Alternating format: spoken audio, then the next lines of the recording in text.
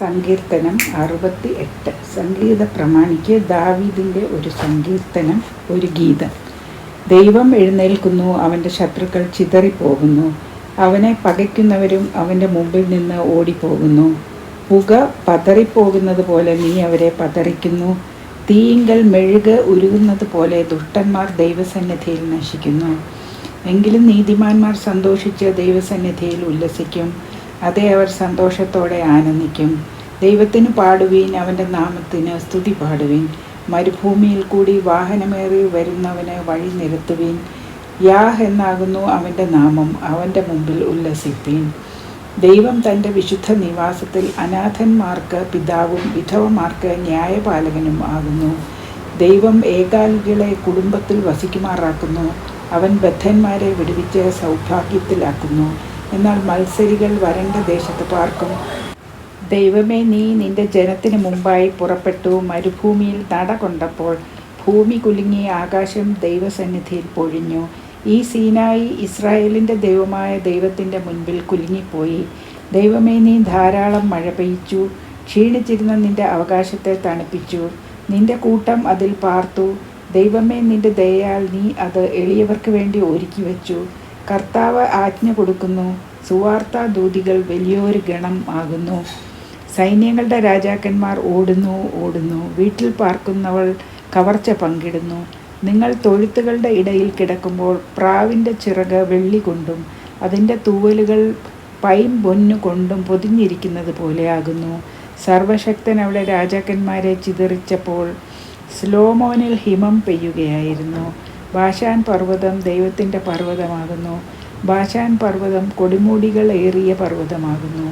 കൊടുമുടികൾ ഏറിയ പർവ്വതങ്ങളെ, ദൈവം വസിപ്പാൻ ഇച്ഛിച്ചിരിക്കുന്ന പർവ്വതത്തെ നിങ്ങൾ സ്പർദ്ധിച്ചു നോക്കുന്നത് എന്ത്? യഹോവ അതിൽ എന്നേക്കും വസിക്കും. ദൈവത്തിൻ്റെ രഥങ്ങൾ 1000 കോടിയുമാകുന്നു. കർത്താവ് അവരുടെ ഇടയിൽ സീനായിൽ വിശുദ്ധ മന്ദിരത്തിൽ തന്നെ. നീ ഉയരത്തിലേക്ക് കയറി ബദ്ധന്മാരെ പിടിച്ചുകൊണ്ടുപോയി. യാഹ് എന്ന ദൈവം അവിടെ വസിക്കേണ്ടതിന് നീ മനുഷ്യരോട്, മത്സരികളോട് തന്നെ കാഴ്ച വാങ്ങിയിരിക്കുന്നു. നമ്മുടെ രക്ഷയാകുന്ന ദൈവമായി നാൾ തോറും നമ്മുടെ ഭാരങ്ങളെ ചുമക്കുന്ന കർത്താവ് വാഴ്ത്തപ്പെടുമാറാകട്ടെ.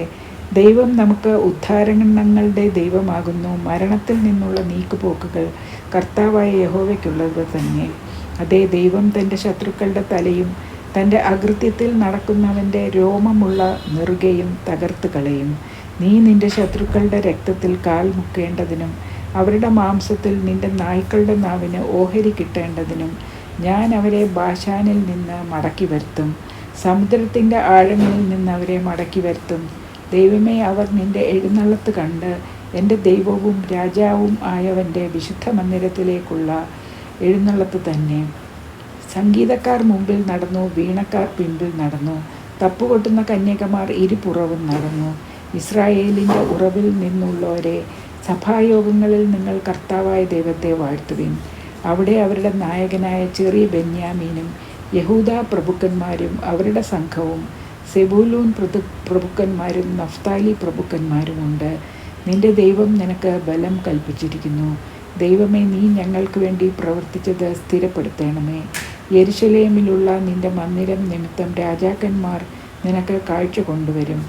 ഞാങ്ങണയുടെ ഇടയിലെ ദുഷ്ടജന്തുവിനെയും ജാതികൾ വെള്ളിവാളങ്ങളോടുകൂടെ വന്ന് കീഴടങ്ങും വരെ അവരുടെ കാളക്കൂട്ടത്തെയും പശുക്കിടാങ്ങളെയും ശാസിക്കണമേ. യുദ്ധതൽപരരായ ജാതികളെ ചിതറിക്കണമേ. മിസ്രയീമിൽ നിന്ന് മഹത്തുക്കൾ വരും. കൂഷ് വേഗത്തിൽ തൻ്റെ കൈകളെ ദൈവത്തിങ്കിലേക്ക് നീട്ടും. ഭൂമിയിലെ രാജ്യങ്ങളെ ദൈവത്തിന് പാട്ടുപാടുവീൻ, കർത്താവിന് കീർത്തനം ചെയ്യുവീൻ. പുരാതന സ്വർഗാധിസ്വർഗങ്ങളിൽ വാഹനമേറുന്നവനെ പാടുവീൻ. ഇതാ, അവൻ തൻ്റെ ശബ്ദത്തെ, ബലമേറിയൊരു ശബ്ദത്തെ കേൾപ്പിക്കുന്നു. ദൈവത്തിന് ശക്തി കൊടുപ്പീൻ. അവൻ്റെ മഹിമ ഇസ്രായേലിന്മേലും അവൻ്റെ ബലം മേഘങ്ങളിന്മേലും വിളങ്ങുന്നു. ദൈവമേ, നിൻ്റെ വിശുദ്ധ മന്ദിരത്തിൽ നിന്ന് നീ ഭയങ്കരനായി വിളങ്ങുന്നു. ഇസ്രായേലിൻ്റെ ദൈവം തൻ്റെ ജനത്തിന് ശക്തിയും ബലവും കൊടുക്കുന്നു. ദൈവം വാഴ്ത്തപ്പെടുമാറാകട്ടെ. ആമീൻ. ഭാഗം 2 അവസാനിക്കും.